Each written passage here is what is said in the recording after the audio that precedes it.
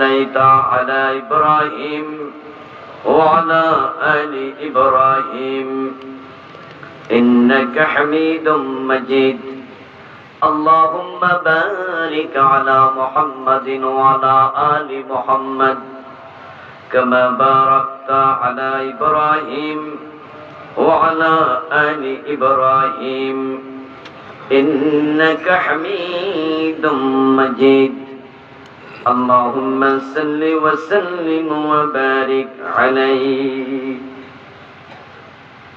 শাহেদুল মধ্যপাড়া হিলফুল ফজল যুব সংঘের উদ্যোগে আয়োজিত দুদিন ব্যাপী পঞ্চম বার্ষিক তাফসীরুল কুরআন মাহফিলের সম্মানিত প্রথম দিনের সভাপতি মুহতারাম মাওলানা আসাদুজ্জামান হাফেজাহুল্লাহ, সহসভাপতি মাওলানা শাহ মোহাম্মদ ইলিয়াস হাফেজাহুল্লাহ, মুফতি কামাল হোসেন ফরাইজি সাহেব, মুফতি আবু তাহের সাহেব সহ অন্যান্য সম্মানিত আলোচক বৃন্দ, উপস্থিত সম্মানিত মেহমান ভাইয়েরা, হযরত উলামায়ে কেরাম, ইসলাম প্রিয় তাওহীদি জনতা, পর্দার অন্তরালের সতী সাধবী, সম্মানিতা মা ও বোনেরা, প্রিয় দিনী ভাইয়েরা, আপনারা কেমন আছেন? যারা দাঁড়ায় আছেন তারা মনে হয় ভালো নাই। এতগুলো মানুষ এক জায়গায় একসাথে দাঁড়িয়ে আছেন কেন? বসার কি জায়গা নাই? পিছনে আছে তো, সাইডেও তো জায়গা আছে। মেহরবানি করে বসে যান, মাহফিলের পরিবেশ তৈরি করুন। রাত 10টা পার হয়ে গেছে, শীতের রাত। আমি রাগ না দেখাইলে আর আধা ঘন্টা করে দিত। কি টের পাইছেন তো? আমি আপনাদের কিশোরগঞ্জ অঞ্চলে রাতে মাহফিল দেই না, সব দিনে দেই। খেয়াল করছেন? কারণ আপনাদের এলাকার মানুষ বেশি রাতে মাহফিলে দেয়। আমি দিনে আসি, এর মানে কি রাতে বাড়িতে ঘুমাই থাকি না, মাহফিল করি? কি মনে হয় আপনাদের কাছে? ওই জায়গাতে মাহফিলে যাই যেখানে আমাকে 9টায় দেয়। 9টার পরে দিলে আমি রাগ করি, কারণ আমার সকাল 8:30টায় ক্লাস। আমি একজন শিক্ষক। বাংলাদেশে বক্তাদের মাঝে শিক্ষক এমন বক্তার সংখ্যা যারা পরিচিত আর কি, যারা পরিচিত বক্তা, আমির হামজা ভাই, আব্দুল্লাহ আলামিন ভাই, তারেক ভাই সহ, তাদের মাঝে শিক্ষক কেউ না। এই জন্য তারা রাতে মাহফিল করে সকালে ঘুমায় 11টা 12টা পর্যন্ত। সুন্দর ঘুমাইলে শরীর আবার একটা রিফ্রেশ হয়। আর আমার 8:30টায় ক্লাস, যেমন কালকেও আমি ক্লাস করতে হবে। আপনারা যদি দেরিতে দেন, 10টায় উঠলাম, তাও তো 1 ঘন্টা লেট হয়ে গেল। আবার 10:30টায় দিলে তাহলে ওয়াজ করবো কখন? তাই শিখি লেগে কষ্ট করে। এই জন্য দেখছেন যে তারা থামাই দিয়েছি, যদিও তাদের কিছু লস হয়েছে, তবে কালকে আসতে টাকা লয়ে আসে, কারণ যেহেতু কালকে আরো বড় বক্তা আসবে নাকি। এবং তারেক ভাইকে শক্ত করে ধরবেন যে আপনি যেহেতু ওয়াজ করে ঘুমাবেন, বাসার ভাই হয়ে গেছে, তাহলে আপনি রাতের 1টা পর্যন্ত করলে অসুবিধা নেই। আর যেহেতু আমার ক্লাস আছে, আবার কুয়াশার রাত, গাড়ি জোরে চালানো যায় না। এখান থেকে যদি আমি 11:30টায় রওনা দিই, 12টা বেজে যাবে পার হইতে হইতে, তো 3টা 3:30 4টা ঢাকায় যেতে হবে। তো আমি কখন ঘুমাবো, কখন ক্লাস করবো? এই জন্য এই বিষয়গুলো আপনাদের নজরে রাখতে হবে আমাদের। এরপরও এখানকার গোলাপান বলছে, ওই যে জাহিদ পরহাদ বলার পরে আমি রাতেই তাকে মাহফিলটা দিয়েছি। আপনাদেরকে দিনে দেই, মাহফিলটা রাতে গাজীপুর করি, কালীগঞ্জ করে ঢুকে যাই। কিন্তু আজকে তো উল্টা। যাই হোক, আপনাদের একটু সময় বাঁচাইলাম আর কি, না আর আধা ঘন্টা পরে দিলে আর আধা ঘন্টা ঠান্ডার মধ্যে বয়ে থাকা লাগবে। আপনারা সব মিলিয়ে ভালো আছেন তো? আল্লাহ তাআলা আমাদেরকে ভালো রাখুন, সুস্থ রাখুন। আল্লাহ যতদিন বাঁচিয়ে রাখবেন সকলকে ঈমানের সাথে রাখুন, বলুন আমিন। সম্মানিত ভাইরা, আমি আপনাদের সম্মুখে পবিত্র কোরআন মাজিদ থেকে সূরাতুস সফের 9 নম্বর আয়াতে কারিমা তিলাওয়াত করেছি। প্রিয় নবীজি সাল্লাল্লাহু আলাইহি ওয়াসাল্লামের পবিত্র মুখনসৃত দুটি ছোট ছোট হাদিসে নববী পাঠ করেছি। আল্লাহ তাআলা তৌফিক দান করলে এখান থেকে কিছু কথা বলবো ইনশাআল্লাহ। সূরাতুস সফের 9 নম্বর আয়াতে কারিমার আলোচ্য বিষয় হলো প্রিয় নবীজির জীবনের লক্ষ্য। রাসূলুল্লাহ সাল্লাল্লাহু আলাইহি ওয়াসাল্লাম পৃথিবীতে কেন এসেছেন, ওনার জীবনের লক্ষ্য কি ছিল, এটা উম্মতের জানতেই হবে। কারণ রাসূলুল্লাহকে মানা, অনুসরণ করা নফল না ফরজ? চুপ করে থাকবেন না, কথা বলুন, যা জানেন তা বলেন। নফল হলে নফল, ফরজ হলে ফরজ। বলুন তো, রাসূলকে মানা নফল না ফরজ? ফরজে কিফায়া না ফরজে আইন? এর মানে কি দাঁড়ালো? এটা ম্যান্ডেটরি, এটা আবশ্যক। ওনাকে অনুসরণ করতেই হবে, কোনো বিকল্প নাই। তো তাকে যদি মানা ফরজ হয়, মানা আগে না জানা আগে? তো রাসূল কেন এসেছেন জানতে হবে না? এই দেশের লোকদের এখানে সবচেয়ে বেশি বড় দুর্বলতা, প্রিয় নবীজির জীবনের লক্ষ্য নিয়ে ওয়াজ করে এমন বক্তার সংখ্যা আমাদের দেশে খুব কম। এই সাবজেক্টের ওয়াজ কম শুনবেন। নামাজের ওয়াজ শুনবেন, রোজার ওয়াজ শুনবেন, পর্দার ওয়াজ শুনবেন, জিকিরের ওয়াজ শুনবেন, হালাল হারামের ওয়াজ শুনবেন, ইত্যাদি সাবজেক্টগুলো এভেলেবেল শুনবেন। কিন্তু রাসূল কেন এসেছেন, ওনার জীবনের মোটো কি, অভীষ্ট লক্ষ্য কি, ওনাকে আল্লাহ কেন পাঠালেন, এটা শুনবেন কম, অথচ এটা শোনা দরকার সবচেয়ে বেশি। কারণ লক্ষ্য ঠিক না হলে কাজ করবেন কি? আমার বন্ধু, যেই কোনো কাজে আগে হবে লক্ষ্য নির্ধারণ, তারপরে কাজ শুরু। এই যে আপনাদের কিশোরগঞ্জ বাজারে গেলে দেখবেন 3 তলা 5 তলা 7 তলা বিল্ডিং আছে। বলুন তো, বিল্ডিং এর কাজ হয় আগে না পরিকল্পনা আগে?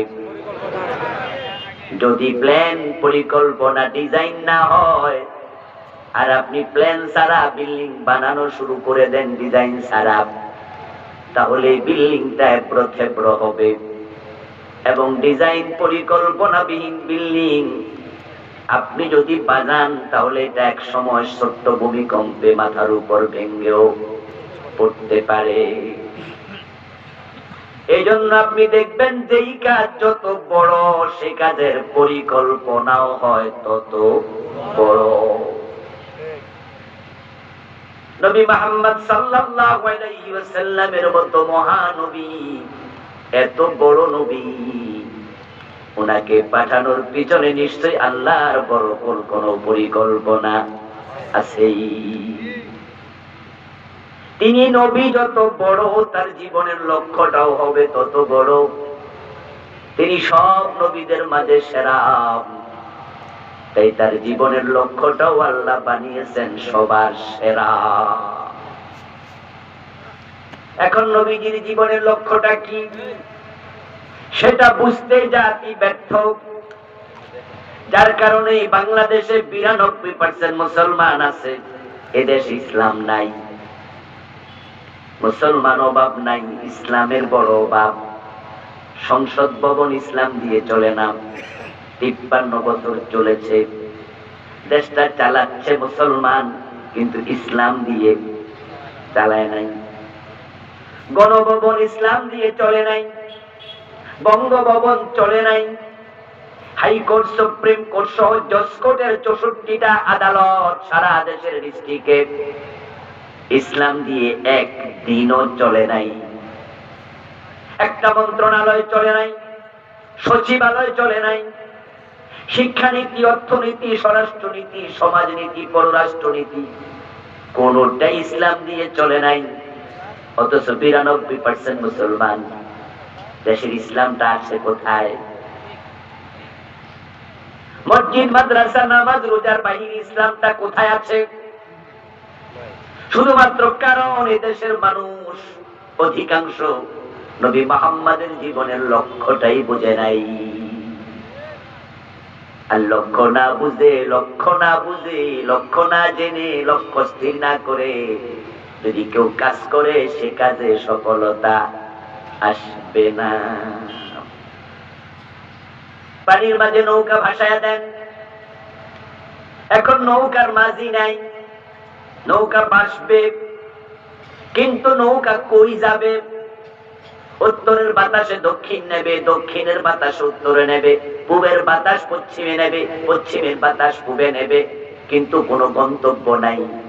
এটা কোনো লক্ষ্যে পৌঁছবে না, কারণ লক্ষ্যে পৌঁছাইতে হলে একজন মানুষ বৈঠা ধরা লাগে। এখন নৌকা তো মাঝিবিহীন, ঠিক লক্ষ্যহীন নৌকা যেমন বাংলাদেশের মুসলমানদেরও ইসলাম মানার ক্ষেত্রে লক্ষ্য নাই, তারাও ঠিক তেমন নামাজ রোজা করে এখানে ইসলাম শেষ। এই জন্য একজন নামাজি বিচারক, নামাজি হাকিম, তিনি মসজিদে গিয়ে আল্লাহকে মেনে নামাজ পড়ে। একজন হাকিম আদালতে সময় দেয় 5 ঘন্টা 7 ঘন্টা, আর জোহরের টাইমে আল্লাহকে সময় দেয় মাত্র 20 মিনিট, 15 মিনিট, 25 মিনিট। ওই হাকিম দিনে যে 20 মিনিট সময় আল্লাহকে দিল, মসজিদে ঢুকে, মসজিদে ঢুকতে ডান পা দিল, বের হতে বাম পা দিল, আল্লাহু আকবার বলে নামাজ শুরু করলো, সালাম ফিরিয়ে নামাজ শেষ করলো। এই 20 মিনিট মসজিদে আল্লাহ ছাড়া কারো কথা মানে নাই। কিন্তু সেই হাকিম আদালতের 5 ঘন্টায় আল্লাহর একটা কথাও মেনে রায় দেয় নাই।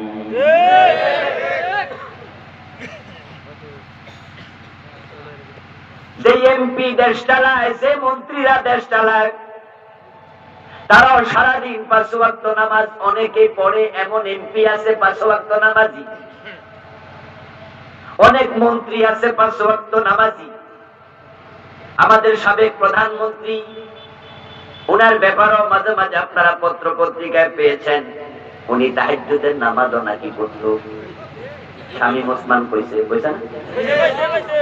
আমরা জানি না শামীম ওসমান ওনার ঘরে ছিল কেমনে, অথবা তাহাজ্জুদ টের পাইলো কেমনে, এটা আমরা জানি না। কারণ তাহাজ্জুদ কি দিনে পড়ে না রাতে পড়ে? প্রথম দিকে না ভোর রাতে? তো এই বেটা টের পাইলো কেমনে? আল্লাহ জানে, হয়তো শুনছে। আবার উনার বইন লাগে এই হিসাবে বেড়াইতে যাইতেও, বোনের বাড়িতে ভাই থাকতেই পারে, যাইতে পারে, তাহাজ্জুদও পড়ছে। এবং সাবেক প্রধানমন্ত্রীও বলেছেন, আমি সকালবেলা ঘুম থেকে উঠে কি খুঁজি? যায় নামাজ। শুনতেন না আপনারা? কি আমি বানাই কইতাছি? তাহাজ্জুদ পড়ছে বলছে শামীম ওসমান। প্রধানমন্ত্রী নিজের মুখে বলেছে, আমি ঘুম থেকে উঠে যায় নামাজ খুঁজি। আমরা ধরে নিলাম তিনি 5 ওয়াক্ত নামাজি। এবার বলুন তো, উনি নামাজে 5 ওয়াক্ত আল্লাহকে সময় দেন, কিন্তু দেশ যে চালাইলেন 15 বছর, আল্লাহর আইনে কয়দিন চালাইলেন? এই দেশের মানুষ বুঝে নিয়েছে নামাজের নাম ইসলাম, রোজার নাম ইসলাম, ইসলাম এখানে শেষ। অথচ আমরা সকলে শুনেছি, সকলে জানি, ইসলাম ইজ দা কমপ্লিট। বলেন না কেন? সব আমার দিয়ে কইবেন, পারেন না? ইসলাম হচ্ছে একটি পূর্ণাঙ্গ জীবন বিধান, কমপ্লিট কোড অফ লাইফ। আল্লাহ বলছে উদখুলু ফিস-সিলমে কাফা, ইসলামে পুরা ঢোকো। ইসলামে তুমি ঢুকবে না, এটা তোমার ব্যাপার, আউট, বেরিয়ে যাও। কিন্তু ঢুকলে অতিকানা। রোজা রাখবা না, এটা তোমার ব্যাপার, কিন্তু রোজা শুরু করলে 2:30 বাজে ইফতার করতে পারবা না, নাকি? আরে যে রোজা রাখে না এটা তার ব্যাপার, কিন্তু যে রোজা রাখবে কি দিনের 2:30 বাজে ইফতার করবে? এই সুযোগ নাই। নামাজ না পড়লে ঘুমায় থাকো, এটা তোমার ব্যাপার, কিন্তু ফজরের টাইমে নামাজে খাড়াই 1 রাকাত পড়ে বাড়িতে আইসো না, এই সিস্টেম নাই। ফামান শাআ ফালিউমিন ওয়া মান শাআ ফালিয়াকফুর। কুরআনে আল্লাহ তাআলা বলে, তোমাদের যাদের মনে চায় সে যেন ঈমান আনে, যার ভালো লাগে না সে কাফের হয়ে যাক। কিন্তু অতিকা ঈমান আনবা এই সুযোগ নাই। উদখুলু ফিস-সিলমে কাফা। এই যে কিশোরগঞ্জ বাস স্ট্যান্ড আছে 32, বাস স্ট্যান্ডে যাই আপনি উঠলেন ঢাকার গাড়িতে, ঢাকা যাবেন, 1 পা দিলেন দরজায়, আর 1 পা দিলেন মাটিতে। এইভাবে গাড়ির মাঝে এক পা তুলে আর এক পা মাটির মাঝে রাইখা যদি আপনি দাঁড়ায় থাকেন মিনিট 2-1-3-1, দেখবেন যে গাড়ির হেল্পার এসে বলবে কি খবর ভাই, উঠলে ওঠেন, না হইলে বলুন এই ভাই কি জানেন, উঠলে ওঠেন নাহলে নামেন। আপনি বললেন যে ভাড়া কত টাকা, তো বললো যে ঢাকার ভাড়া 250। আপনি বললেন তোমারে দিব 500, তবে আমি যেমনে আছি এমনে যাবো। কথা বলতেন না আমার? আমি একটাং বাইরে দিয়া ঝুল্লা ঝুল্লা যাবো, ভাড়া দিব ডাবল। গাড়ির হেল্পার করবো মিয়ামের ভাড়া দরকার নাই, তাড়াতাড়ি নামেন। তুমি অধিকা ইসলাম নিয়ে আল্লাহ পর্যন্ত পৌঁছবা না, তোমার মতো মুসলমান আল্লাহর প্রয়োজন নাই। ওমান শাআ ফালিয়াকফুর, ভালো লাগে না কাফের হয়ে যাও। কোরআনের আয়াত পাইয়া আমার মুখে আয়াত শুননা আপনি মনে মনে করেন ঠিক আছে, এতদিন তো কিছু মানতাম, মোড়েও মানব না। আচ্ছা আপনি যদি না মানেন আল্লাহর বড় লস হয়ে যাবে, ঠিক না? তো কার লগে বাপ দেখান? এই যে অতিক্কা মানতেছেন, কার লগে ভাব দেখাইতে মানেন? আপনার মতো নামাজির নামাজ আল্লাহর কি দরকার যদি আপনি সুদে টাকা লাগান? আপনার মতো রোজাওয়ালা রোজা কি দরকার যদি দ্রব্য মূল্য বাড়াইয়া আরেক রোজাদারকে কষ্টে ফেলে দেন?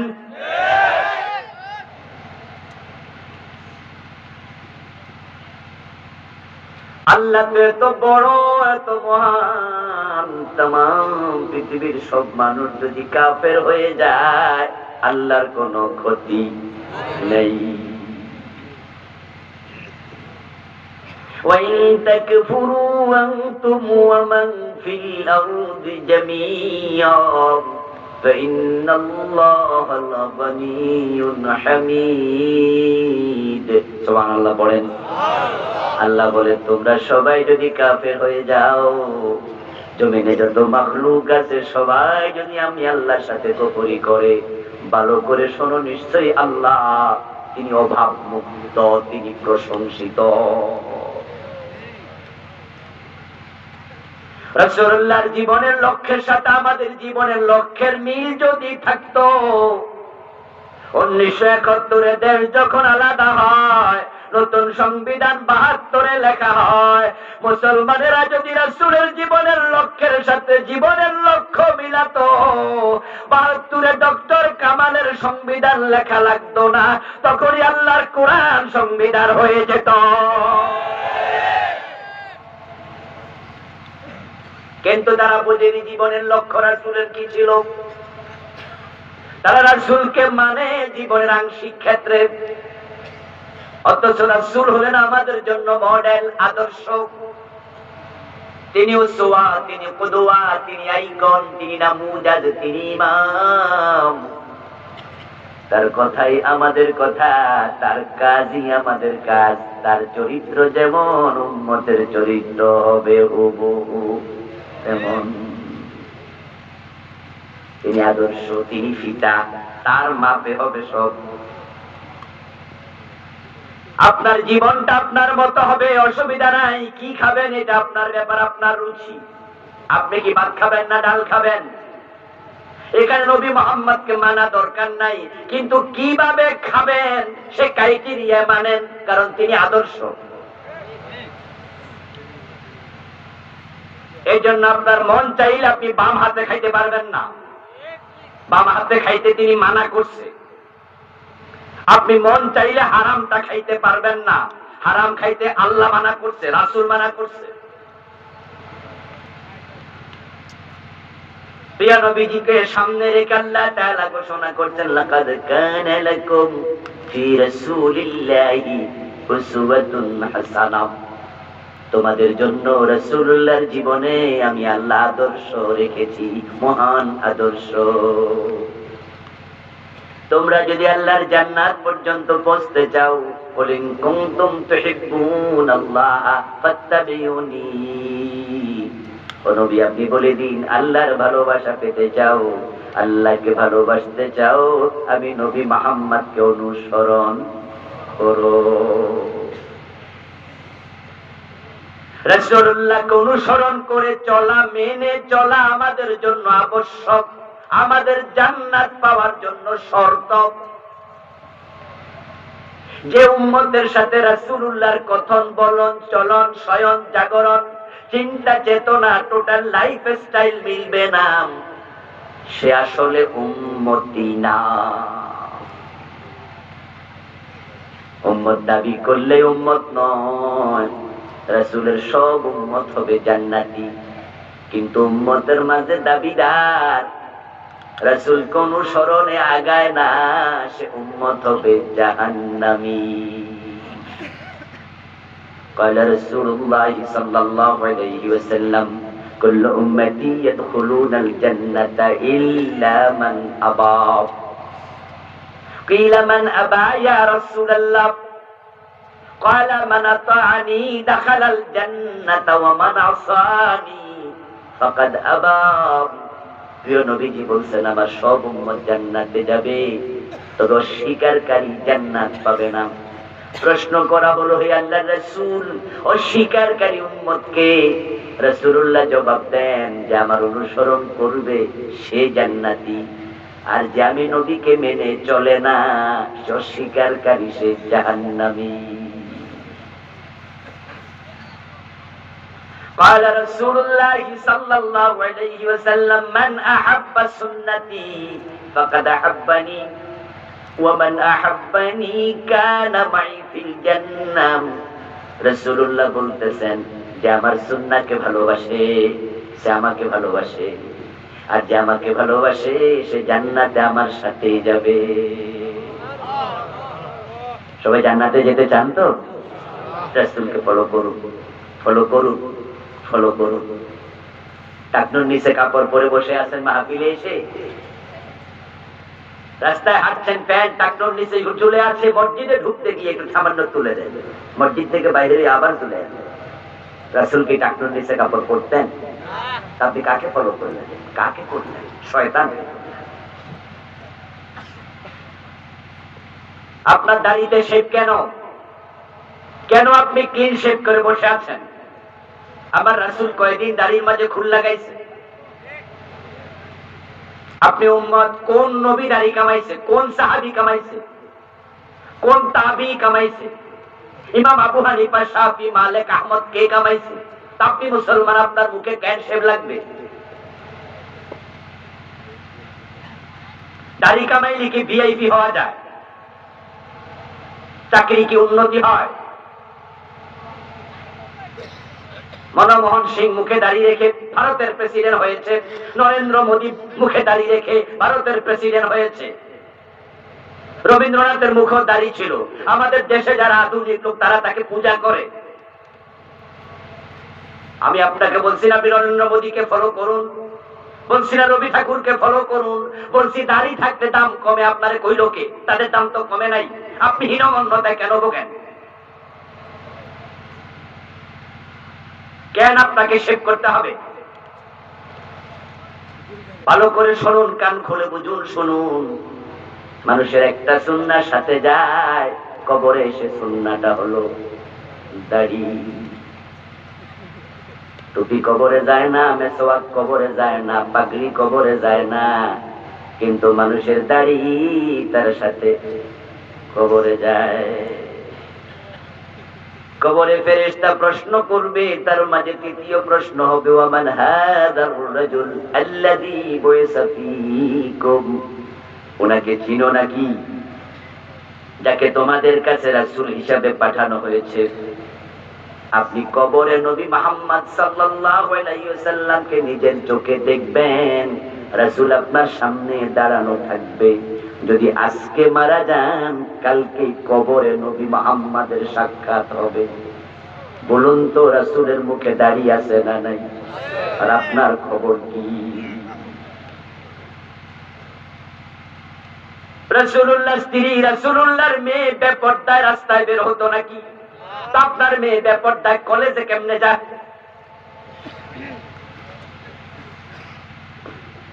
আপনার যুবতী হাই স্কুলে পড়ুয়া মেয়েটা, ভার্সিটিতে পড়ুয়া মেয়েটা কেমনে বোরকা ছাড়া কলেজে যায়?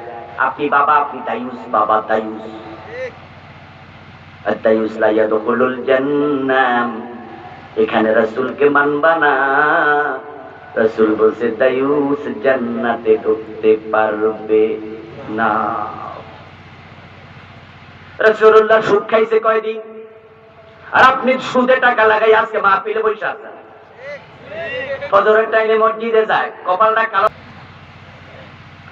লিররিবা 73 বাবান আইসারু আন ইয়ানকিহা আর-রাজুলু উম্মাহু। সুদ খেলে 73 গুনাহ হয়। সবচেয়ে ছোটটা হলো নিজের মায়ের সাথে জিনা করা। তুমি কোন জান্নাত খুঁজতেছো? কার জান্নাত খুঁজতেছো? আল্লাহটা না সাবধানেরটা? মায়ের সাথে জিনাকারী তোমার কিসের জান্নাত? সবচেয়ে ছোটটা মায়ের সাথে জিনা। বড়টা কি? বড়টা হচ্ছে আল্লাহ এবং রাসূলের সাথে যুদ্ধের ঘোষণা করা।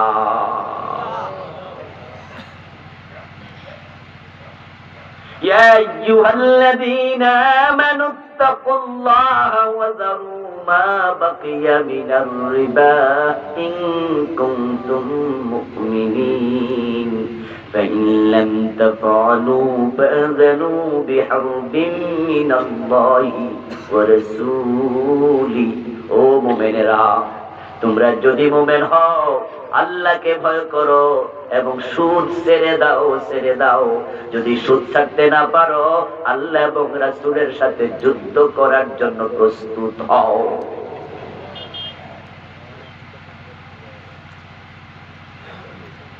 নবীকে অনুসরণ করুন, অনুসরণ করুন, করলে জান্নাত। মনে মনে কি বলছেন হুজুর? দাড়ি আছে, টুপি আছে, পাজামা পাঞ্জাবি পাগড়ি আছে, রাসূলকে মানি না। কই রাসূলকে মানি, তাই তো মাহফিলে আসছি। রাসূলের অনুসরণ করলে জান্নাত, তাহলে আমার জান্নাত মিস হবে না ইনশাআল্লাহ। আমি বলি দোস্ত, অবশ্যই তাই হওয়া উচিত। রাসূলকে মানলে আল্লাহ নিজেই তো বলছে ইউহিব্বুকুমুল্লাহ ওয়া ইয়াগফির লাকুম যুনুবাকুম। আল্লাহ নিজে আপনাকে ভালোবাসবেন। যে রাসূলকে অনুসরণ করে আল্লাহ নিজে ঘোষণা দেয় তার আমলনামায় কোনো গুনাহ থাকবে না, আমি সব মাফ করে দেব। কিন্তু রাসূলকে মানতে গিয়ে আপনি যদি হন সুবিধাবাদী, তাহলে কি হবে?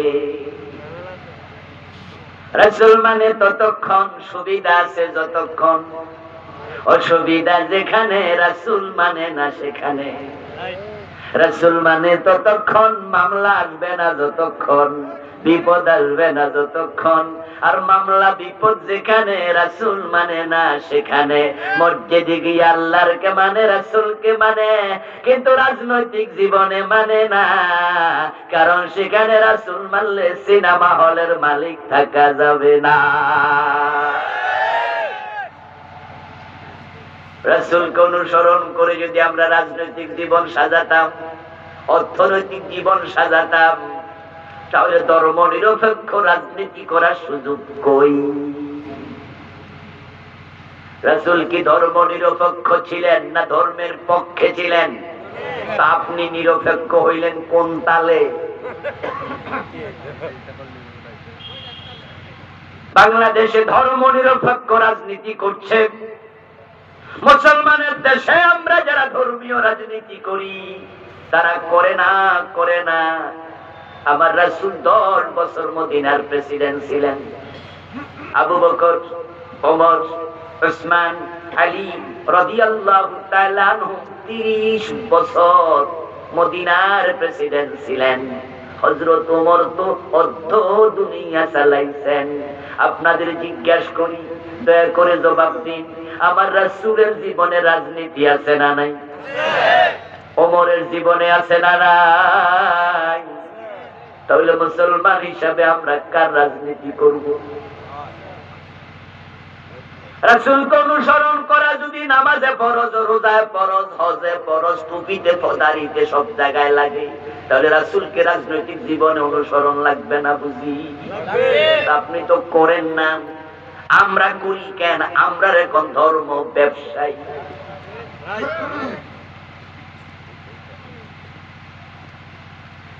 আপনি আমাকে গালি দিলেন, আমাদের গালি দিলেন যে তারা ধর্ম ব্যবসায়ী। আজিব তো, আমরা তো রাসূলের রাজনীতির কথা বলছি, কারণ রাজনৈতিক জীবন এত বড়, ওখানে পরিবর্তন ছাড়া সমাজ পরিবর্তন হয় না। রাষ্ট্র যদি চায় সুদ বন্ধ করতে পারবে। আমরা হুজুররা যদি মাহফিলে ওয়াজ করি 100 বছর সুদ বন্ধ হবে না। 151 জন এমপি যদি সংসদে যায় তারা সুদের বিপক্ষে না বলে, তাহলে একদিনে সুদ বন্ধ হয়ে যাবে। আমরা হুজুররা বললে চুল ধরে হাত কাটতে পারবো না, এটা ব্যক্তির কাজ না, এটা রাষ্ট্রের কাজ, এটা ফৌজদারি বিধান, এটা সংসদে আইন হবে, তারপরে এটা গেজেট হবে, তারপরে এটা কোর্টে যাবে, এবার হাকিম সে আইন দেখে জোর ধরে হাত কাটতে বলবে, তখন সরকারি লোক হাত কেটে দেবে। এটা রাষ্ট্রের ব্যাপার, এটা হুজুরদের ওয়াজ দ্বারা হবে না। এখন আপনারাই বলুন, জোর ধরে হাত কাটা নফল না ফরজ? আইন ছাড়া হবে কেমনে? আপনাদের এলাকায় চোর আছে না নাই? চোর ধরা পড়লে হাত কাটতে পারবেন তো? আপনি হাত কাটলে আপনার জেল হবে, এবং সেই সুযোগও নাই। এটা ফৌজদারি বিধান, এটা রাষ্ট্র করবে। এখন রাষ্ট্র তো তখন করবে যখন রাষ্ট্রওয়ালারা কোরআনওয়ালা হবে, ঠিক কিনা? তারা তো সংসদে গিয়ে বলবে যে আমরা চোর ধরে হাত কাটার আইন করতে চাই।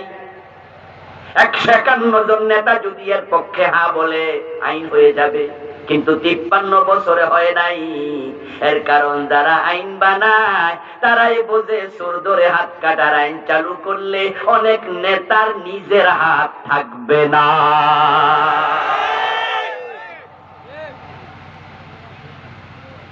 কারণ বাড়িতে আয়নার সামনে দাঁড়াইলে তারা আয়নার ভিতরে চোর দেখতে পায়। আয়নার ভিতরে কি? নেত্রী নিজে তো কয়েকদিন আগে বললেন তার বাড়ির পিয়ন কত কোটি টাকার মালিক। এটাকে আমরা বানাই কইতাছি 400 কোটি। 100 টাকা 200 টাকার নোট যদি 400 কোটি দেয়, ওই ছোট্ট ফোলার এতে গুনতে গুনতে বুড়ো হয়ে যাইব। আপনারা বলুন তো, 400 কোটি বেড়া কি চাকরি বেড়া কামাইছে? পিয়নের বেতন কত? 400 কোটি খাইল কই? কার টাকা? এই যে কানাডা বেগম পাড়া বানাইলো আমাদের নেতারা, কার টাকা? এই দেশের টাকা লুট করেছে যারা, তারা কখনো চোরের হাত কাটার আইন করবে না। এখন চোরের হাত কাটার আইন করার পক্ষে যদি আপনি থাকেন, তাহলে ইসলামী রাজনীতি দরকার আছে না?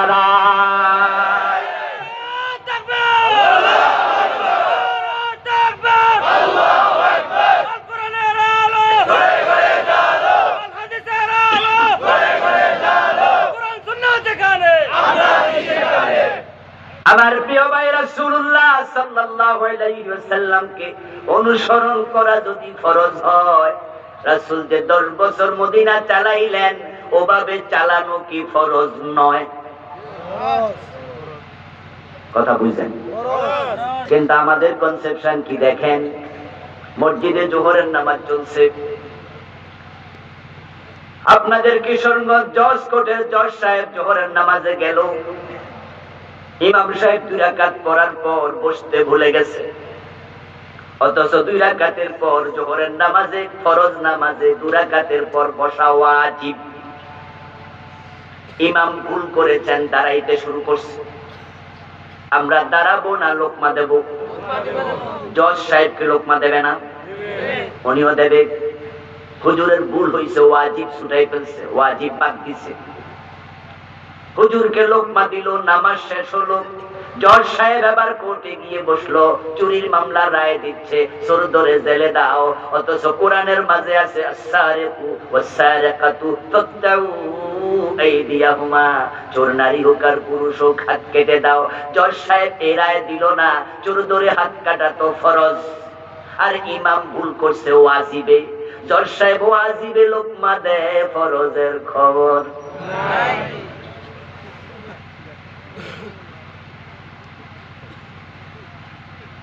আমরা সবাই মসজিদে গেলে দেখেন রাসূলের সুন্নাহ কেমন মানামানি, হাত কি নাবির নিচে না নাবির উপরে, আমিন কি আস্তে না জোরে, এটা নিয়ে ঝগড়া লাইগা মসজিদ আলাদা করে লাইছে এমন লোক বাংলাদেশে আছে না নাই? মসজিদের নাম দিছে আহলে হাদিস মসজিদ, কি দেখেন না? বিভিন্ন জায়গায় দেখবেন লেখা আছে আহলে হাদিস মসজিদ। আমরা জানতে চাইলাম, জিজ্ঞাসা করলাম যে আহলে হাদিস নামে আবার কিসের মসজিদ? মসজিদ তো মুসলমানের। তখন ওনারা জবাব দেয়, হুজুর আমিন জোরে কইতে দেয় না তো ওই জন্য আলাদা বানাইছি, আমিন যেন ছুড়াইতে না পারে। আমাদের ঢাকা, আমি পারুম গেটে আমার বাসা ছিল, মাদ্রাসাও পারুম গেটে, এখনো পারুম গেটে থাকি আমি। ওখানে তেস্তুরি বাজার নামে একটা জায়গা আছে, তো পশ্চিম তেস্তুরি বাজারে বিশাল এক মসজিদ আছে। ওই মসজিদের ভিতরে ওয়ালের মাঝে আমি দেখলাম যে আজ থেকে 1-2 বছর আগে নোটিশ টানানো আছে, এই মসজিদে জোরে আমিন বলা নিষিদ্ধ। মানে হুজুর আমিন লইয়া জিহাদ ঘোষণা করছে। খতিব সাহেব নোটিশ টানায় দিছে মসজিদে জোরে আমিন বলা যাবে না। খতিব সাহেবের জিজ্ঞাসা করা হোক যে জোরে আমিন বললে অসুবিধা কি? উনি বলবে যে এটা সুন্নাহর খেলাফ, রাসূল আসতে বলবেন, এই জন্য আমার মসজিদে সুন্নাহর বাহিরে শুনতে পারবেন না। আহলে হাদিসের লোককে জিজ্ঞাসা করা হোক, মসজিদ আলাদা বানাইলেন আহলে হাদিস নাম দিয়া, কারণ কি? জোরে আমিন বলা সুন্নাহ, কইতে দেয় না তো হে মসজিদে আলাদা বানাইছি, জোরে আমিন ছুড়াইতে দেন না। রাসূলের সুন্নাহর জন্য মহব্বত আছে নি? হ্যাঁ না কইবেন তো কিছু ভাইয়া, সুন্নাহর মহব্বত আছে নি? সুন্নাহর মহব্বতে হুজুর নোটিশ দিল, ওদের সুন্নাহর মহব্বতে মসজিদ আলাদা করলো। আমিনের সুন্নাহ এত ভালো করে বুঝলা, 10 বছর কোরআন দিয়ে রাসূল দেশ চালাইছে, ওই সুন্নাহ দেশের লোক বুঝলো না।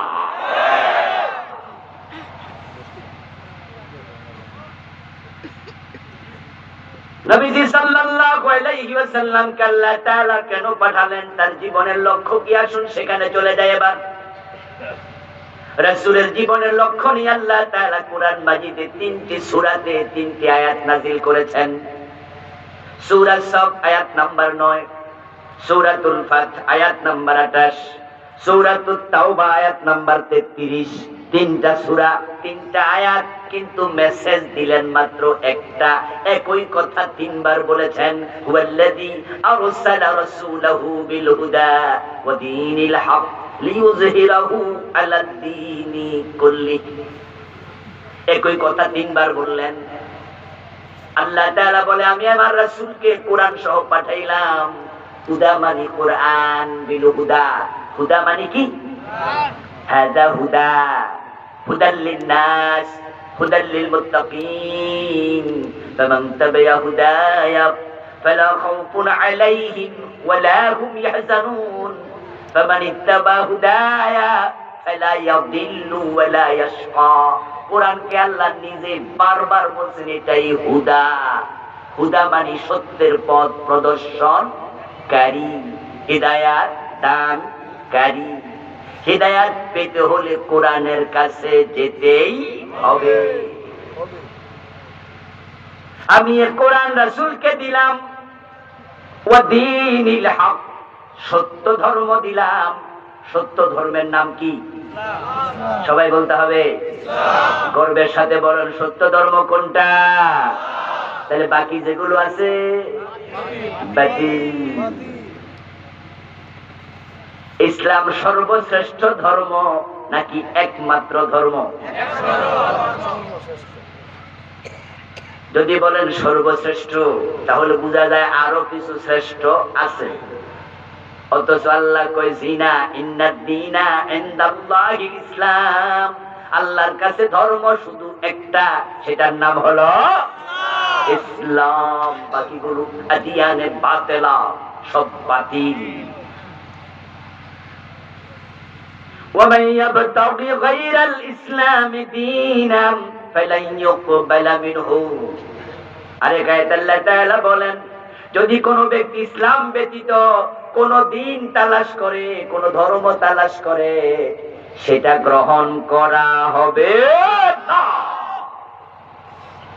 ইসলাম সত্য ধর্ম, ইসলাম একমাত্র ধর্ম, ইসলামই হলো সনাতন ধর্ম। সনাতন ধর্ম কি হিন্দু ধর্ম না ইসলাম ধর্ম? অথচ আমাদের দেশের মুসলমানের সন্তানরাও মাঝে মাঝে বলে সনাতন ধর্মীদের পূজা উৎসব। সনাতন শব্দের অর্থ হলো পুরাতন, ওল্ড। বলুন তো পৃথিবীর প্রথম নবীর নাম কি? বলেন না, সহজ কথা তো, জবাব দেন না। প্রথম নবীর নাম কি? আদমের ধর্ম কি হিন্দু ধর্ম ছিল? আদম আলাইহিস সালামের ধর্মের নাম ছিল ইসলাম। তাহলে আদমের ধর্মের সে পুরাতন কোন ধর্ম আছে? তো হিন্দু ধর্ম কেমনে সনাতন? সনাতন যদি হয়, পুরাতন যদি হয়, আদমের ধর্মে পুরাতন ধর্ম, ঠিক নাকি? এর আগে মানুষ নাই, এর আগে কোন ধর্ম নাই। হিন্দুরা এসব কথা তারা বলে বুঝায় যে ইসলাম নাকি নতুন, ওদেরটা পুরান। মানে ওরা বুঝাচ্ছে ওরাই আসল। নাউযুবিল্লাহি মিন যালিক। ইসলাম একমাত্র ধর্ম, ইসলাম সর্বপুরাতন ধর্ম, ইসলাম হলো সত্য ধর্ম। আল্লাহ বলে আমি ইসলাম দিয়ে আমার নবীকে পাঠাইলাম, কোরআন দিয়ে পাঠাইলাম। কেন? লিইউযহিরাহু আলা দ্বীনি কুল্লিহি। সমাজে যত ধর্ম আছে, মতবাদ আছে, মানুষের বানানো নিয়ম আছে, যত সংবিধান আছে, আমার নবী সবগুলোর উপর ইসলামকে বিজয়ী করে দেবেন। আমি নবীকে পাঠাইছি দিন বিজয় করার জন্য। রাসূলুল্লাহ সাল্লাল্লাহু আলাইহি ওয়াসাল্লাম সাহাবায়ে কেরামের সামনে বললেন, শোনো, আদ-দীনু ইয়ালু ওয়া লা ইউলা। আমি যে দিন নিয়ে এসেছি, ইসলাম নিয়ে এসেছি, ইসলাম বিজয়ী হতে এসেছে, পরাজিত হতে নয়। সুবহানাল্লাহ পড়েন। ইসলাম বিজয়ী হতে এসেছে, পরাজিত হতে নয়। আমার রাসূল ইসলামকে বিজয়ী অবস্থায় পৃথিবীতে রেখে তিনি চলে গেছেন আমাদের মাঝ থেকে। রাসূলুল্লাহ যখন মারা যান, তখন সমাজে ইসলাম ছিল বিজয়ী, মক্কায়ও বিজয়ী, মদিনাতেও বিজয়ী। আমার প্রিয় নবী সাল্লাল্লাহু আলাইহি ওয়াসাল্লাম যখন ইন্তেকাল করেন, তখন কোরআনের একটা আয়াত বাদ নাই যেটার আইন সমাজে বাস্তবায়িত হয় নাই। প্রতিটা আয়াত বাস্তবায়ন রাসূল করেছেন। সমাজে ইসলামকে রাসূলুল্লাহ বিজয়ী করে তারপরে মারা গেলেন। আমার প্রিয় ভাইয়েরা, আপনাদেরকে এবার একটু জিজ্ঞাসা করবো, দয়া করে বলুন তো, বাংলাদেশে বর্তমানে ইসলাম বিজয়ী না পরাজিত? জোরে বলেন। ইসলামের আইনে দেশ চলছে, সমাজ চলছে। এখন বলুন তো, ইসলাম যদি পরাজিত অবস্থায় থাকে, নবীর অনুসরণটা হলো কেমনে?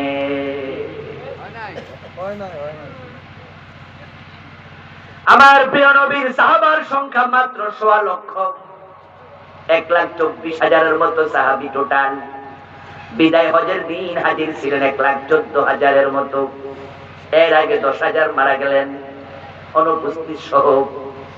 ১.৫ লক্ষ সাহাবীকে নিয়ে আমার রাসূল মাত্র ২৩ বছর নবুয়ত জিন্দেগিতে যদি ইসলাম বিজয়ী করতে পারেন, আমরা বাংলাদেশে মুসলমান আছি ১৬ কোটির বেশি। আমাদের দেশের বয়স ৫৪ বছর চলছে, ইসলাম পরাজিত আছে, এটাই প্রমাণ করে আমরা রাষ্ট্রীয় জীবনে রাসূলকে অনুসরণ করতে ব্যর্থ।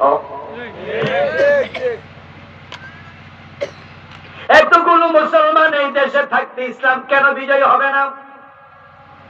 ইসলাম যদি বিজয় হয়, তাহলে আপনি আর নামাজ রোজার ওয়াজ করাই লাগবে না। সুদ খাইও না, ঘুষ খাইও না, পর্দা করো বলার প্রয়োজন হবে না। কারণ যখন বালতি থেকে পানি নিয়ে মগে লইয়া মাথায় ঢেলে দেন, তখন পায়ের দিকে পানি ধাক্কাইয়া নেয়া লাগে না, পানি নিজে নিজেই নিচে যায়। আর নিচের থেকে ধাক্কাইলে মাথা নিতে কষ্ট আছে। যখন ইসলাম বিজয়ী হয়ে সংসদে ঢুকবে, রাষ্ট্রে ইসলাম এমনি পৌঁছে যাবে।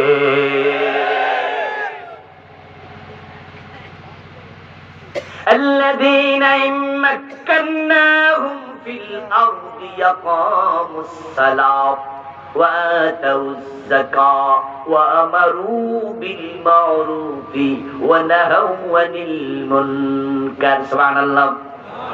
আল্লাহ বলে, কোন রাষ্ট্রে যখন মুসলমান ক্ষমতায় যাবে, আমি আল্লাহ মুসলিম শাসকদেরকে 4 দফা কর্মসূচির দায়িত্ব দিলাম।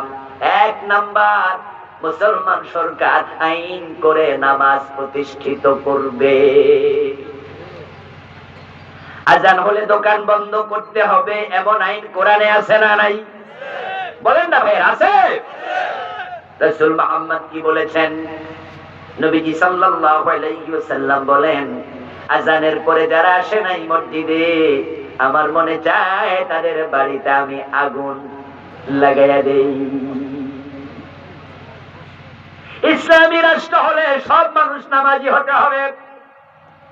কিশোরগঞ্জ বাজারে আজানের সাথে সাথে সব দোকান যদি বন্ধ হয়ে যায়, সব মানুষ যদি মসজিদমুখী হয়, ক্রেতা বিক্রেতা সবাই পঙ্গপালের মতো, মৌমাছির মৌচাকের মৌমাছির মতো যদি সবাই মসজিদের দিকে দৌড়াতে থাকে, 10 মিনিট 20 মিনিট পরে জামাত, সবাই মসজিদে চলো, আসসালাত আসসালাত আসসালাত, সবাই নামাজে যাও নামাজে যাও।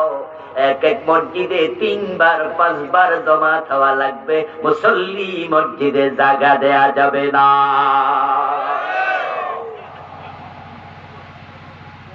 দিন যদি বিজয় হয়ে যায়, তখন যাকাত ভিত্তিক অর্থনীতি চালু হয়ে যাবে। ও মুসলমান, ইসলাম তোমরা দেখোনি, ইসলাম তোমরা শুধু শুনেছো। গোলাপ যদি কলিতে থাকে, ওই গোলাপের পাপড়ির সৌন্দর্য বলে বোঝানো যাবে না। কোন ব্যক্তি গোলাপ কত সুন্দর, এটা যদি বুঝাতে চান, একটা ফুটন্ত গোলাপ দেখান। ফুটন্ত গোলাপের পাপড়ি দেখলে চোখ জুড়ায়, নাকের কাছে নিলে মৌ মৌ গন্ধে হৃদয় জুড়ায়, এটা ধরে চাপ দিলে আতর বের হয়। কিন্তু সেটা যদি কলির ভিতরে থাকে, দেখতেও সুন্দর নয়। নাকের কাছে নিলে সুগন্ধ নাই, চাপ দিলে আতর নাই। আজকের ইসলাম মসজিদে কোরআন বন্দি প্যাকেটের ভিতরে, আমাদের গিলাপের ভিতরে ইসলামকে, কোরআনকে সংসদে ঢুকে দাও, রাষ্ট্রে কায়েম করো। ইসলামের সৌন্দর্য দেখে কাফেররা আবার ঈমান আনবে। হযরত ওমরের সময় অর্ধ পৃথিবীতে এতটাই শান্তি কায়েম হয়েছিল, অন্য অন্য দেশ থেকে কাফের বাদশা প্রতিনিধি পাঠাইতো, মদিনায় গিয়ে খবর লাও এত শান্তি কেমনে কায়েম হলো। যেই হানাহানি মারামারির যুগে কোরআন এসেছে, সেই যুগকে আইয়ামে জাহিলিয়া বলা হতো। আমার রাসূল ইন্তেকালের আগেই বলে গেলেন, সেই নাম বাদ। খায়রুল কুরুনি কারনি, বরং নাম পরিবর্তন, এখন এই যুগের নাম খায়রুল কুরুন। বাংলা অর্থ হলো পৃথিবীর সবচেয়ে সেরা যুগ। এখন আর মারামারি নাই, হানাহানি নাই, মেয়েদেরকে বাবা আর জীবিত কবর দেয় না, খুন নাই, দর্শন নাই, মানুষ ঘরের দরজা খুলে ঘুমায়, চুরি নাই, পকেটে টাকা নিয়ে মানুষ হাঁটে, ডাকাতি নাই। সুন্দরী নারী গলায় স্বর্ণের চেইন দিয়া, নেকলেস দিয়া বাবার বাড়ি থেকে কাকা স্বামীর বাড়ি চলে যায় মাইলের পর মাইল। তাদের অন্তরে আল্লাহ ছাড়া কোনো ডাকাতের ভয় নেই। অর্থ দুনিয়ার সম্রাট ওমর গাছতলায় একা একা ঘুমায়া থাকতেন, বডিগার্ডের কোনো প্রয়োজন আর নাই। মদিনা থেকে জেরুজালেমের দূরত্ব 1000 কিলোমিটারের মতো। শুধুমাত্র একজন বৃদ্ধ রাখাল চাকর ওটের রশি টানার জন্য সঙ্গে নিয়া হযরত ওমর একা একা জেরুজালেম চলে গেছেন, সাথে কোনো বডিগার্ড নাই, অথচ তিনি অর্ধ দুনিয়ার প্রেসিডেন্ট। যে আরব দেশের মানুষ 2 দিন 3 দিন না খায়া থাকতো, রাসূলুল্লাহ নিজেও পেটে পাথর বেঁধেছেন। ভাই হাকিতে হাদিস এসেছে, ক্ষুধার তাড়নায় পেটে পাথর বাঁধা রাসূল সাহাবীদের মাঝে 2 দিন 3 দিন না খায়া ছিল কত সাহাবী। কিন্তু ইসলাম যখন কায়েম হয়ে গেল, এস্টাবলিশড হয়ে গেল, হযরত ওমরের যুগে আমরা ইসলামের ইতিহাসের পাতায় পড়েছি, দেখেছি যাকাত বিভাগের কর্মচারী কান্দে যাকাতের টাকা নিয়ে ভরে, যাকাত খাওয়ার লোক নাই। কেউ কাউকে ঠকায় না। মানুষগুলোর চরিত্র এখন এত ভালো, ইউসিরুনা আলা আনফুসিহিম ওয়ালাউ কানা বিহিম খাসাসা। এখন আল্লাহ কয় তারা নিজে না খেয়ে অন্যকে খাওয়াইয়া দেয়। ও বন্ধু, ইসলাম যদি আবার বাংলাদেশে ফিরে আসে, আমরা যদি এই দেশে ইসলামটাকে এস্টাবলিশ করতে পারি, বিজয়ী করতে পারি, আমাদের নেতাগুলা যদি সৎ হয়ে যায়, সোনার বাংলা হতে বেশি দিন লাগবে না। 2 জন মন্ত্রী বাংলাদেশে ছিলেন 15 বছর আগের মন্ত্রণালয়ে, মতিউর রহমান নিজামী, জনাব আলী হাসান মোহাম্মদ মুজাহিদ। আপনার কাছে তাদের পছন্দ নাও হতে পারে, এটা আপনার বিষয়, আমি হাত দিলাম না, ইখতিয়ার আছে আপনার পছন্দ অপছন্দ করার। কিন্তু আপনার বিবেকের কাছে আমার প্রশ্ন, 5 বছরের টাকা তারা কত টাকা দুর্নীতি করছে? ফখরুদ্দিন মাইনুদ্দিন সরকার আসলো, কত নেতা জেলে নিল, কতজন জেলে ঢুকাইলো, বিচারের মুখোমুখি করলো, কিন্তু তাদের 3টা মন্ত্রণালয়ে 5 বছরে 1 টাকা দুর্নীতির অভিযোগ তারা পান নাই। ও দোস্ত, আমাদের নেতারা সব মন্ত্রণালয় যদি এমনি চালাইতো, সত্যি এটা সোনার বাংলাই হতো। আল্লাহ তাআলা আমাকে পৃথিবীর অনেকগুলো দেশ সফর করার সুযোগ দিয়েছেন। এই অগাস্টে আমি আমেরিকায় ছিলাম 22 দিন, টার্কিতেও গিয়েছি এই কয়েকদিন আগে, ইউরোপে গিয়েছি, আরব দেশ তো অনেকগুলো রাষ্ট্র আল্লাহ দেখার সুযোগ দিয়েছে। পৃথিবীর বিভিন্ন দেশ দেশা দেখার সুবাদে আমার অভিজ্ঞতা বলে, সত্যি এই দেশের মাটির মতো উর্বর মাটি পৃথিবীতে খুব একটা নেই। আপনারা দুবাই গেছেন, এমন লোক এখানে অভাব নাই। দুবাইতে, কাতারে, সৌদি আরবে একটা গাছ জীবিত রাখতে সকালে পানি দেয়া লাগে, বিকালে আবার পানি দেয়া লাগে। গাছের নিচে পাইপ লাইন। আর আমার দেশ আল্লাহ তাআলার কত বড় নিয়ামত, আম খাইয়া আমের বিচি ফেলাইয়া দেয়, কয়দিন পর নিজে নিজে গাছ হয়ে যায়, ঠিক না? জমিনের উর্বরতা কি। লাউ যখন শক্ত হয় তখন রান্না করে আর খাওয়া যায় না, অথবা যদি এটাকে পোকে খায় তাহলে আমরা অধিকা পচা লাউ খাই না, ওই লাউটা ফেলে দেন রাস্তার পাশে। এটা এসে কাকে খাবে? পাখি খাবে। ওই পাখি খাইয়া পায়খানা করলে লাউয়ের বিচি বাইর হয়, ওর পায়খানা থেকে আবার গাছ হইয়া লাউ ধরে। আজীব এক মাটি। এখানে মালয়েশিয়া চাকরি করতে গেছে অনেক লোক এখানে আছে, আমিও আরো 12-14 বছর আগে মালয়েশিয়া গিয়েছি। তারা স্বাধীন হয়েছে আমাদের মাত্র 10 থেকে 12 বছর আগে। ওই মালয়েশিয়া আজকে পৃথিবীর 1 ক্লাস দেশের একটা, উন্নত বিশ্বের একটা দেশ মালয়েশিয়া।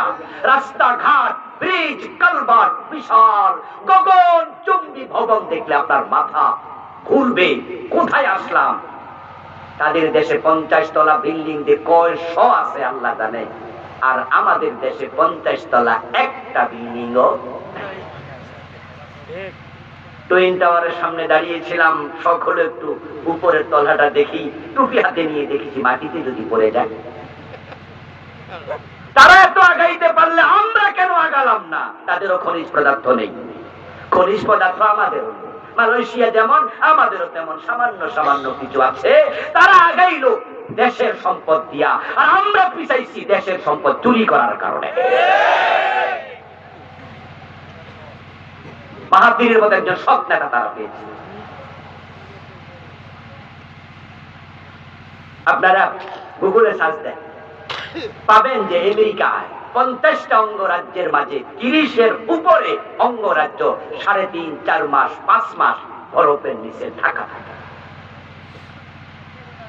ফল হয় না, ফসল হয় না। সে আমেরিকা পৃথিবীর 1 নাম্বার রাষ্ট্র হইল কেমনে? খনিজ পদার্থ আমেরিকাতেও নেই, বাংলাদেশের মতো খুবই কম থাকে। স্বর্ণের খনি, রূপার খনি, দস্তার খনি, তামার খনি, গ্যাসের খনি, কেরোসিনের খনি আমেরিকাতে নাই, বাংলাদেশে যেমন সামান্য কিছু, ওদেরও সামান্য। 2021 একবার 10 দিনের সফর ছিল আমেরিকাতে। নিউ ইয়র্কে প্রোগ্রাম করতে গিয়েছিলাম, 7 কিছু অঙ্গরাজ্যে প্রোগ্রাম করলাম। 2-3 দিন পরে শীতের কারণে আমার নাকের ভিতরে রক্ত জমে গেছে। সত্যি হলো, টান দিয়া দেখি রক্ত। আমার এক বাংলাদেশি ভাইকে আমি বললাম যে ভাই রে, এত ঠান্ডা, শীত থাকেন কেমনে? উনি আমার বলতেছে, হুজুর শীত এখনো আসে নাই, ডিসেম্বরে থাকলে টের পাবেন শীত কারে কয়। আমি সাথে সাথে বললাম, আল্লাহ যেন আমার এতদিন এখানে না রাখে। বলতেছে, হুজুর 2.5 থেকে 3 ফিট হবে বরফ। আমরা থুতু ফেলে ঘরে আসি, ঘর থেকে গিয়ে দেখি 2 মিনিট পরে থুতু বরফে। মাঝে মাঝে আমাদের গাড়িগুলো বরফের নিচে চলে যায়, ঠান্ডা। আমি বললাম, তাহলে গাছের ফল ফলাদি? বললো, গাছে পাতাও থাকে না, ফল তো দূরে। তুরস্ক তারা তাই বললো, 3.5 থেকে 4 মাস থাকে বরফের নিচে, প্রায় পুরা তুরস্ক। খাবারের অভাব নাই, পৃথিবীর সেরা ধনী। তাদের বড় বড় কোল্ড স্টোরে তারা ফল ফলাদি জমা রাখে। যখন ফসল হয় না, সরকার ভর্তুকি দেয়। আর আমার দেশে ডিম কিনতে হয় 15 টাকা দিয়ে এক একটা। ভর্তুকি দেয় না কেন? আমার দেশে সয়াবিন তেল কিনতে হয় 250 টাকা 1 লিটার। ভর্তুকি দেয় না কেন? আজ থেকে কয়েক মাস আগে পেঁয়াজের দাম হয়ে গেছে 150-200 টাকা 1 কেজি। বাজারে কিনতে গেলে জামাই কাঁদে, ঘরে কুটতে গেলে বউ কাঁদে, একসাথে কাঁদতো সব। পেঁয়াজ নাকি অনেক ঝাঁজ, বাজারেও ঝাঁজ দামে, ঘরে ঝাঁজ তার গন্ধে। ভর্তুকি যদি দিত, বিদেশ থেকে আনবো আমরা সয়াবিন তেল, বেশি দাম হলে আমাদের কি করার আছে? সরকার বলতো আমরা অর্ধেক দামে পাবলিককে দেব, আমরা ভর্তুকি দেব, ব্যাংকে টাকা আছে, অসুবিধা কি? কিন্তু ভর্তুকি কোত্থেকে দেবে? ব্যাংক তো তারা নিজেরাই খালি করে বিদেশ টাকা পাঠাইয়া দিছে।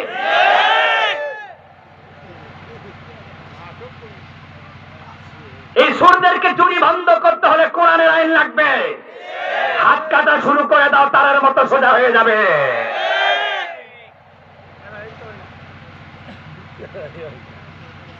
যে পরিমাণ টাকা বিদেশে পাচার করা হয়েছে, অভাবনীয়, অকল্পনীয়। শুধু এসালম গ্রুপ ইসলামী ব্যাংকের 18টি শাখা থেকে টাকা বিদেশে পাঠিয়েছে 80,000 কোটি।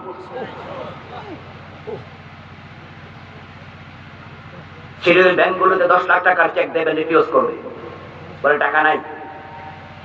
আমার প্রিয় ভাই, কেন এমনটা হবে? বঙ্গবন্ধু স্বপ্ন দেখেছিলেন সোনার বাংলা, কিন্তু 2 থেকে 2.5 বছরের ব্যবধানে তিনি বললেন যে আফসোস, মানুষ পায় স্বর্ণের খনি, উনি পাইছে কি? উনি বলছিলেন, আমার ডানে চোর, বামে চোর, সামনে চোর, পিছনে চোর। আমি বলি, চোরগুলো আর চোর নাই, এক একটা ডাকাত হয়ে গেছে।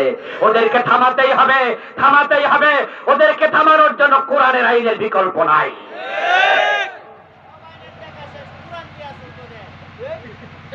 আমার প্রিয় ভাইয়ের, আল্লাহ দ্বীনের বিজয় যদি হয়ে যায়, আপনাদেরকে সে স্বপ্ন দেখার অনুরোধ করছি। আমরা 92% আমরা দেখাইয়া দেব সমৃদ্ধির দেশ, শান্তির দেশ, চোর মুক্ত বাংলাদেশ।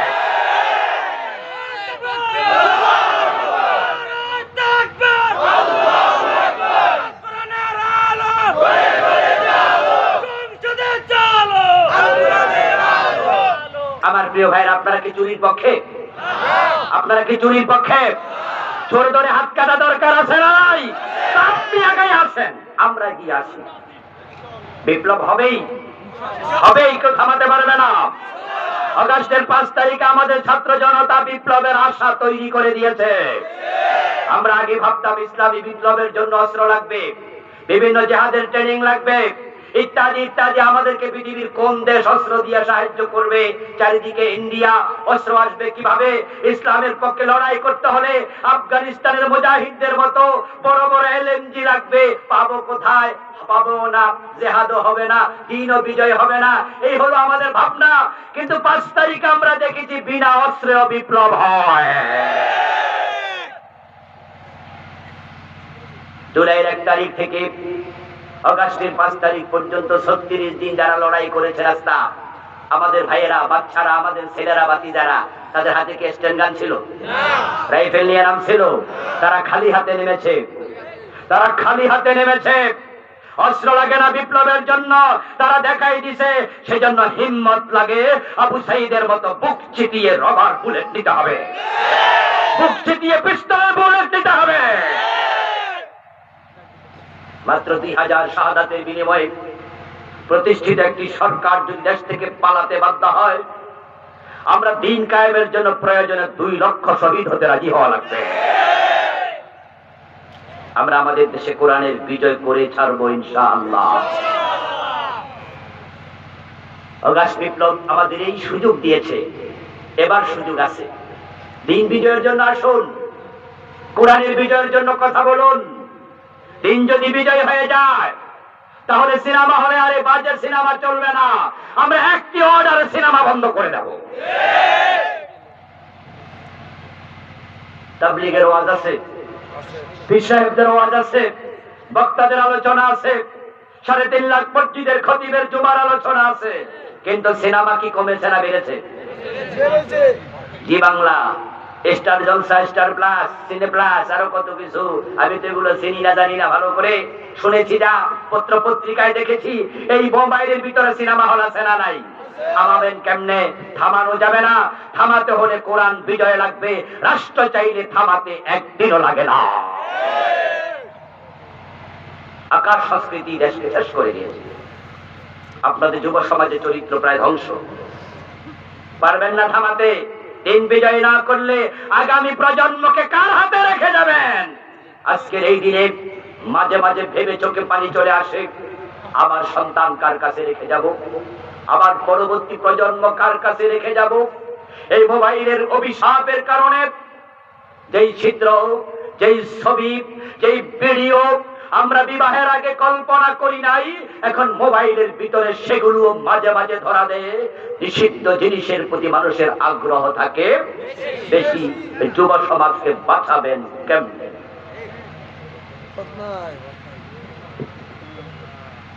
কার কাছে রেখে যাবেন? আপনার পরবর্তী প্রজন্মকে বাঁচাতে হলে এই আকাশ সংস্কৃতি বন্ধের জন্য উদ্যোগ নিন। তখনই বন্ধ হবে যখন নেতারা নিজেরা সিনেমা বিরোধী হবে। এখন তো অধিকাংশ নেতা নিজেরই সিনেমা হল আছে। আমাদের বর্তমান যে প্রেসিডেন্ট সুপ্পু সাহেব, সুপ্পু সাহেবের নিজের ছেলে সিনেমার প্রযোজক। আবার বলছি শুনুন, পত্র পত্রিকায় এসেছে কিছুদিন আগে একটা সিনেমা বাংলাদেশে খুব ভাইরাল হয়ে গিয়েছিল। নামটা আমি ভুলে গেছি। আমাদের শাকিব খান দাড়ি মারি রাইখা ইন্ডিয়ার এক নায়িকাকে দিয়ে করছিল। ওরে বাবা, পাবলিক দেখছেন? আমার মনে করাই দিতে প্রিয়তমা। আমি জানলাম কিভাবে, পত্রিকায় পড়লাম ওই সিনেমার হলে গিয়ে দেখার জন্য প্রেসিডেন্ট নিজে বউ নিয়ে হাজির হয়েছে। আমি ভাবলাম ঘটনা কি, একটু ভিতরে পড়ি। প্রেসিডেন্টের কি খাইয়ে দেয়া কাম নাই সিনেমা দেখার জন্য হলে যায়? কারণটা কি? পরে পরে দেখি, কারণ সেই সিনেমার প্রযোজক ছিল তার ছেলে নিজে। আপনাদের বিবেকের কাছে প্রশ্ন রাখতে চাই, প্রেসিডেন্টের ছেলে যদি সিনেমা প্রযোজনা করে, ডিরেক্টরি করে, সিনেমা বানায়, তারা কোন সিনেমা বন্ধ করবে? যুব সমাজকে বাঁচাবেন কিভাবে? আমার বন্ধু, সুদ বন্ধ হবে না ততদিন, রাষ্ট্রে দিন বিজয় হবে না যতদিন।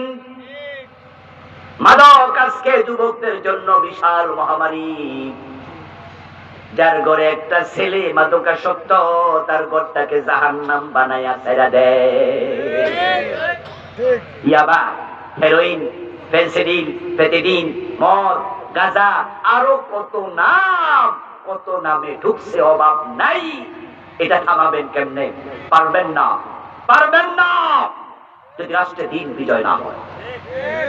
কারণ আমাদের দেশে 53 বছরে মদের বিরুদ্ধে নেতাদের বড় বড় আস্ফালন দেখেছি, বক্তৃতা শুনেছি। মাদকের ব্যাপারে আমাদের সরকার জিরো টলারেন্স। ওরে বাবা, কি সুন্দর বক্তৃতা রে! অথচ তারা মাদকের বিরুদ্ধে যে অফিসিয়াল অ্যাকশনের জন্য অফিস বানাইছে, সেটার নাম দিছে মাদক নিয়ন্ত্রণ অধিদপ্তর। আমরা কি নিয়ন্ত্রণ চাই না নির্মূল চাই? তো তারা নির্মূল নাম দিল না কেন?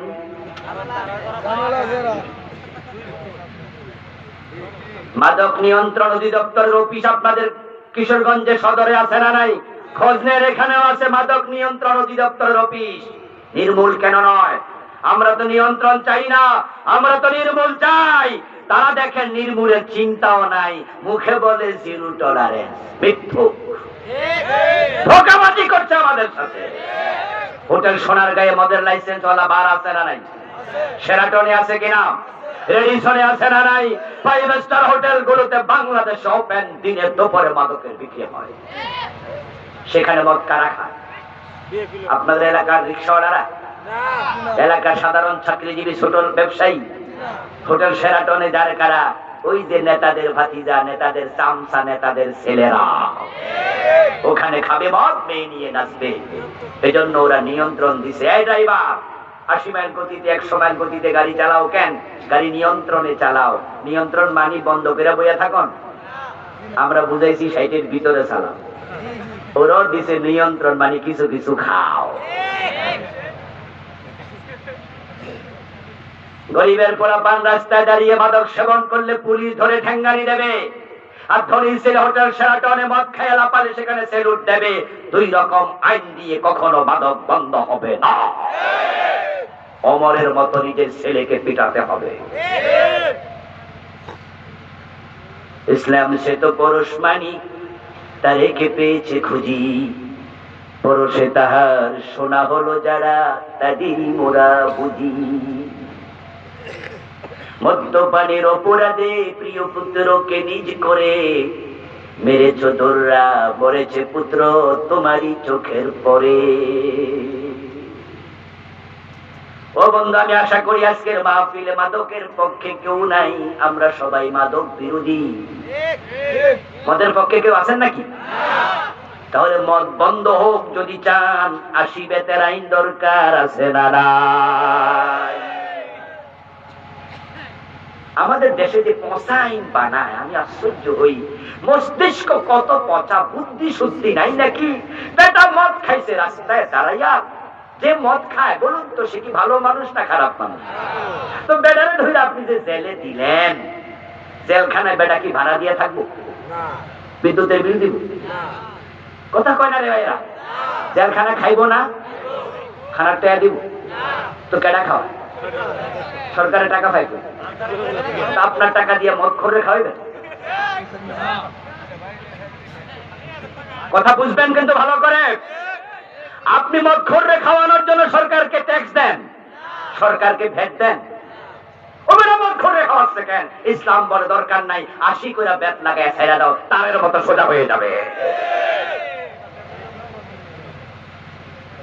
আপনি যে মদ খোর ধইরা জেলখানা দিলেন, জেলখানায় মদ নাই? এই জেল যারা খাচ্ছেন তারা কইবেন জেলখানায় এসব আসেনি? এখানে অনেকে আছেন জেলখানায় জেল খাচ্ছেন। জেল তো গত 15 বছরে ভালো মানুষের বেশি খাচ্ছে নাকি? জেলখানায় গেলে মদ খায় আরো নীরবে নিশ্চিন্তে, কারণ রাস্তায় খাইলে পুলিশে ধরবো, হিয়ানা খাইলে ধরবো, কেন আছেই তো ভিতরে। আপনার এলাকায় ছাগল চোর ধরা পড়ছে, ছাগল চোর ধইরা থানায় দিলেন খবর, পুলিশ এসে নিয়ে গেল, তারপরে দিয়ে দিল জেলে 6 মাস জেল খান। আর আপনি মনে মনে বলতেছেন যাক চোর ধরা খাইছে, আমরা একটু নিশ্চিন্তে ঘুমাই। চোর জেলে যাওয়ার পরে দেখা বড় মুসওয়ালা ডোরা কাটা গেঞ্জি গায়ে একজন জেলখানার কয়েদি, যার 15 বছর শাস্তি। ও বেটা চোর দা ছাগল চোরে লক্ষ্য করে কইতেছে, এই নতুন আসছো, আগে তো দেখি নাই। ছাগল চোর বলে, বস ঠিক কইছেন, কালকে ঢুকছি, সাক্ষাৎকার চলছে। অপরাধ কি? কি মামলা? ছাগল চোর আসতে করে কয়, স্যার কইতে শরম লাগে, তবে ছাগল চুরি করছে। মোসওয়ালা ধমক দিয়ে বলে, তোদের মতো চোর সিসকে চোরের কারণে জেলখানার বদনাম। জেলে যখন আসবি কিছু কইরা আইতি বেটা। ছাগল চোর কয়, বস তাহলে আমনে কি? বলে, ব্যাংক ডাকাতি করতে গেছিলাম রে, কপাল খারাপ, ধরা খাইছি, না হয় এক রাতেই কোটিপতি। ছাগল চোর এবার মনে মনে ক্যালকুলেটর হিসাব মিলায়, 40 বছর ছাগল চুরি করলে 1 কোটি টাকা হবে না। আর এই বেটা এক রাতে হয়ে যাইতো, যদি ধরা না খাইতো। তখন জিগায় যে, স্যার কেমনে এই কাম করতেন, একটু যদি কইতেন। বেটা কয়, 6 মাস তো আসল, দা শিখাই দেব। সৎসঙ্গে স্বর্গবাস, অসৎ সঙ্গে সর্বনাশ। এই গরু চোর, ছাগল চোর, ব্যাংক ডাকাতের সাথে, ট্রাক ডাকাত, বাস ডাকাতের সাথে যদি থাকে, এই ছাগল চোরটা বড় ডাকাত হওয়ার সম্ভাবনা আছে না নাই? বরং ছাগল চোর তখন আফসোস করে বলে, জেলে আরো আগে আসলাম না কেন। 6 মাস ডাকাতির ট্রেনিং নিয়ে যখন বের হয়, জেলখানার মাটি ছুঁয়া সালাম করে, ছাগল মাগনা দিল। বেটা যে বাইর হলো জেলখানা থেকে, আল্লাহর ওলি হইয়া না ডাকাইত হইয়া?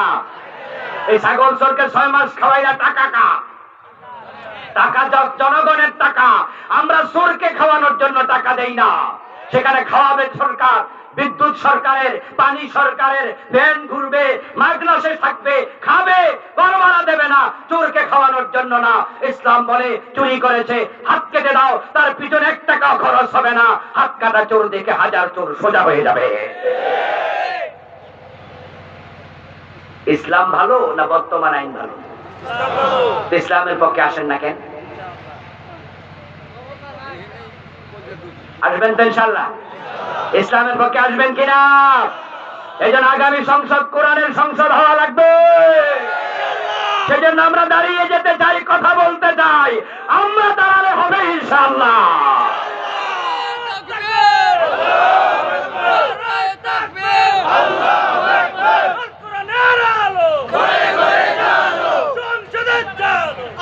আমার প্রিয় ভাইয়েরা, অগাস্ট বিপ্লব আল্লাহ নিজে করেছে। এবারের বিপ্লবে হাত ছিল ডিরেকার্সের মালিকের।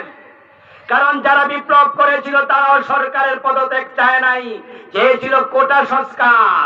সেখান থেকে আসছে পদত্যাগ। কিন্তু সরকার পদত্যাগ করে দেশে থাকতে পারত, পালিয়েছে কেন? আল্লাহ কলবে ভয় ঢুকায় দিছে, পালা পালা। তাই রান্না করা খাবার খেয়েও পালায় নাই, রান্না করা খাবার না খাইয়া পালাই চলে গেছে। যে আল্লাহ এবারে সুযোগ করে দিলেন, সে আল্লাহর কোরআনের পক্ষে এবার ফিরে আসেন।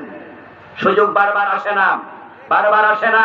কথা উঠেছে এই সংবিধান পরিবর্তন করো, কথা উঠেছে না না সংস্কার, কথা উঠেছে না রিরাইট করো, আবার লিখো। আমরা দাবি তুলতে চাই, 53 বছর যে সংবিধান শান্তি দিতে পারেনি, তার সরাই আল্লাহর কোরআনকে সংবিধান করো। দাবি যদি ওঠে, হতেও পারে। সব দল দেখা শেষ, এবার বাংলাদেশ হবে কোরআনের বাংলাদেশ। জানি না হবে কিনা, আশা রাখি। কথা বলি, আপনিও আগান, নাও যদি হয় পুরস্কার মিস হবে না, আল্লাহ পুরস্কার দেবে ইনশাআল্লাহ। হাযা মা ইনদি ওয়াল ইলমু ইনদাল্লাহ, আলাইহি তাওয়াক্কালতু ওয়া ইলাইহি উনীব। প্রিয় ভাইরা, আগামী কালকের আগাম দাওয়া